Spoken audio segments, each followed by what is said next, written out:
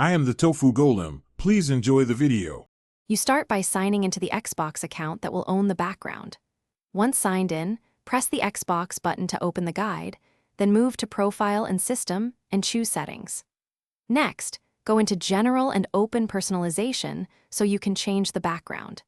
This step places you directly where backgrounds are managed. Make sure you have any image ready on a USB drive or in OneDrive if you plan to use a custom image. Now you pick or upload the image you'll use. Select My Color and Background and choose either a preset theme or custom image.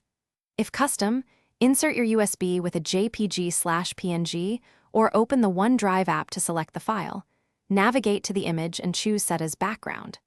Once selected, crop and preview using the on-screen controls and adjust color filters so icons and text remain visible. This ensures readable. Apply the background and then go back to Home to verify layout and icon visibility.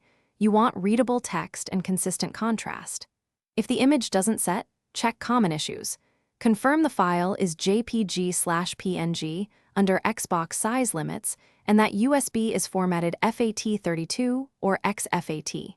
Make sure you're signed into the account that changed the setting. If problems persist, restart the console or re-sign into your profile. Doing so refreshes cached UI elements.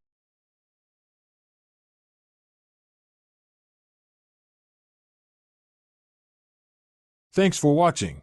Consider subscribing if we helped you today.